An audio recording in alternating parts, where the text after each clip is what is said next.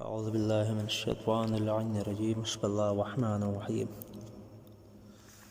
کل آپ کے سامنے پیش کیا گیا کہ کون کون سی چیزیں نجس چیزوں کو پاک کر سکتی ہیں۔ آج آپ کے سامنے وضو کے بارے میں پیش کیا جا رہا ہے۔ نماز ادا کرنے کے لیے پہلا مرحلہ بدن اور لباس کی طہارت کا ہے، جس کا بیان گزر چکا۔ اب ہم دوسری شرط یعنی وضو کے احکام بیان کریں گے۔ ایک نمازی جب نماز کے لیے آمادہ ہو تو پہلے وضو کرے اور خود کو اس عظیم عبادت کے لیے تیار کرے۔ بعض مواقع پر اس کے لیے غسل کرنا بھی ضروری ہے، اور جب یہ دونوں چیزیں ناممکن ہوتی ہیں تو ان کی جگہ پر تیمم کیا جاتا ہے۔ یہ کب اور کیسے ہوگا انشاءاللہ تعالی آئندہ سبق میں آپ کے سامنے تفصیل پیش کی جائے گی۔ وضو کا طریقہ کیا ہے؟ وضو میں سب سے پہلے چہرے کو دھویا جاتا ہے، پھر دائیں ہاتھ، پھر بایاں ہاتھ۔ ان اعضاء کو دھونے کے بعد جو تری ہاتھ میں باقی ہے اس کے ذریعے سر کا مسح کیا جائے گا، پھر دائیں پیر کا اور آخر میں بائیں پیر کا مسح ہوگا۔ اب ذرا سا ان کی تشریح بھی آپ کے سامنے پیش کی جائے کہ وضو کے اندر دو افعال ہیں۔ پہلا فعل ہے دھونا، دوسرا فعل ہے مسح کرنا۔ دھونا کن کن چیزوں کو وضو میں دھویا جاتا ہے؟ چہرے کو، دائیں ہاتھ کو، بائیں ہاتھ کو۔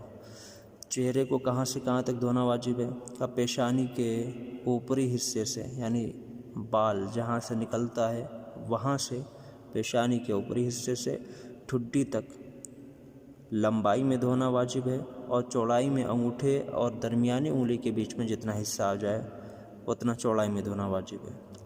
چہرہ اور ہاتھوں کا اتنا ہے جو ابھی چہرے کا یہ مقدار، چہرے کی جو مقدار بھی بتائی گئی، لمبائی میں بال اگنے کی جگہ سے ٹھڈی تک، چوڑائی میں بیچ کے اور انگوٹھے کے درمیان کی انگلی کے بیچ میں جتنا بھی حصہ آ جائے اتنا دھونا واجب ہے۔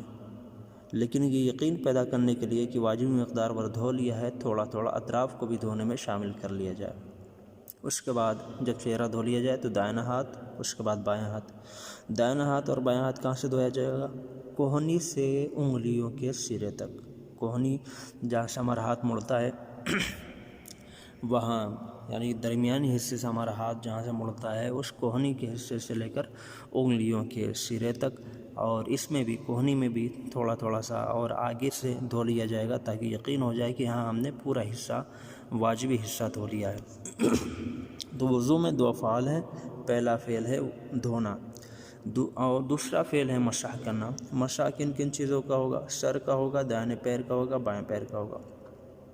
سر کا مسح پیشانی سے ملے ہوئے اگلے حصے پر، دائیں پیر کا مسح اور بائیں پیر کا مسح انگلیوں کی نوک سے لے کر پاؤں کے جوڑ تک۔ اب ان کی تشریح میں احتیاط واجب کی بنا پر چہرہ اور ہاتھوں کو اوپر سے نیچے کی طرف دھونا چاہیے، اور اگر نیچے سے اوپر کی طرف دھویا جائے تو وضو باطل ہوگا۔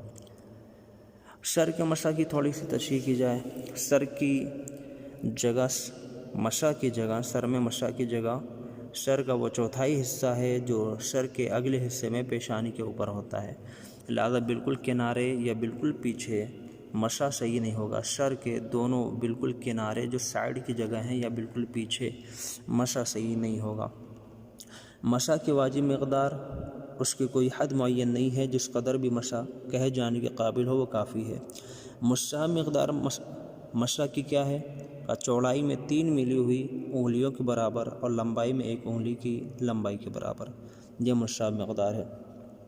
مسح میں پانی کو کھال تک پہنچانا واجب نہیں ہے، بلکہ بالوں کے اوپر بھی مسح ہو سکتا ہے، لیکن اگر سر کے بال اتنے بڑے ہوں کہ کنگھا کرتے وقت چہرے پر بکھر جاتے ہوں تو ضروری ہے کہ بالوں کو ہٹا کر کھال پر مسح کیا جائے، یا کم سے کم بالوں کی جڑ میں مسح کیا جائے۔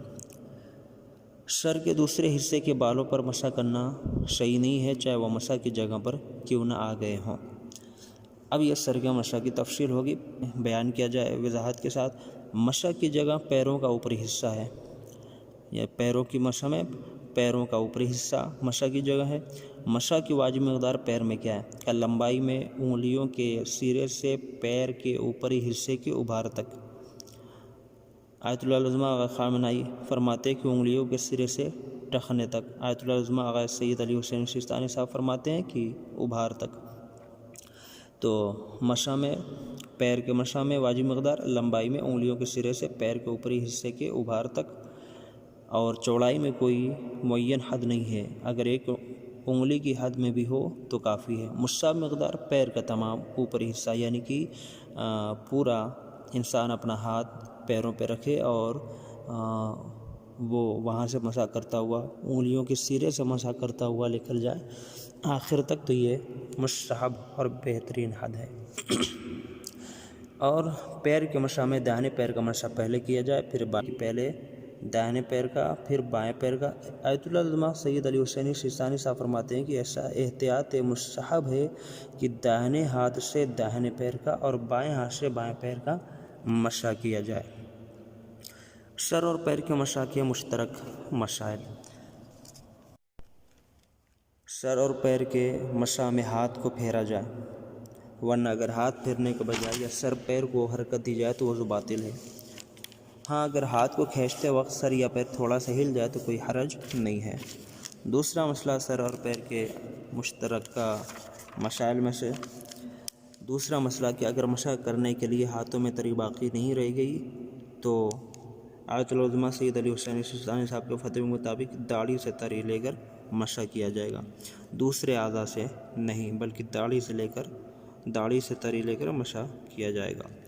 تیسرا مسئلہ ہاتھ میں اتنی تری ہونا ضروری ہے کہ سر اور پیر پر اس کا اثر محسوس ہو۔ چوتھا مسئلہ مسح کے مقامات خشک ہونے چاہیے، سر اور پیر جہاں ہمیں مسح کرنا ہے وہ سوکھے ہوئے ہونے چاہیے، چنانچہ اگر یہ مقامات تر ہوں، بھیگے ہوں تو پہلے انہیں خشک کرنا ضروری ہے، لیکن اگر تری اتنی معمولی ہے کہ مسح کی تری اس پر اثر انداز ہو سکتی ہے تو کوئی حرج نہیں ہے۔ یعنی کہ اگر تری یعنی پہلے سے سر اور پیر بھیگے ہوئے ہیں لیکن ہلکے بھیگے ہوئے ہیں اور اتنے کم کہ تری اتنی معمولی ہے کہ اب جو مسح کی تری آئے گی وہ اس کے اوپر اثر انداز ہو جائے گی تو پھر کوئی حرج نہیں ہے۔ پانچواں مسئلہ ہاتھ اور سر یا پیر کے درمیان کوئی کپڑا، ٹوپی یا موزے، جوتے جیسی کوئی بھی چیز حائل نہیں ہونا چاہیے، چاہے وہ کتنی ہی ہلکی کیوں نہ ہو، کہ تری کھال تک پہنچ جائے۔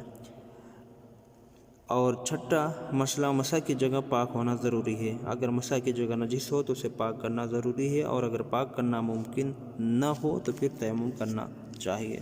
تو آج وضو کے سلسلے سے بیان کیا گیا، اور وضو کے ہی سلسلے سے آپ کے سامنے ایک آخری مسئلہ پیش کیا جائے کہ وضو میں چہرے اور ہاتھوں کا جو دھونا واجب ہے، چہرے اور اس کے بعد دونوں ہاتھوں کا پہلی مرتبہ دھونا واجب ہے، دوسری دفعہ دھونا مستحب ہے، اور تیسری دفعہ یا اس سے زیادہ بار دھونا حرام ہے۔ لہذا ایک بار پھر عرض کر دیں آخر میں، وضو میں چہرے اور ہاتھوں کا ایک دفعہ دھونا واجب ہے، دوسری دفعہ دھونا مستحب ہے، اور تیسری دفعہ یا اس سے زیادہ دھونا حرام ہے۔ انشاءاللہ تعالیٰ کل آپ کے سامنے پیش کیا جائے گا کہ وضو کے شرائط کیا ہیں، اور آگے پیش کیا جائے گا کہ وضو کن چیزوں سے ٹوٹ جاتا ہے، اور انشاءاللہ تعالیٰ وضو کی بقیہ گفتگو آپ کے سامنے وضو جبیرہ وغیرہ کی گفتگو انشاءاللہ تعالیٰ کل پیش کی جائے گی۔ والسلام علیکم ورحمۃ اللہ وبرکاتہ۔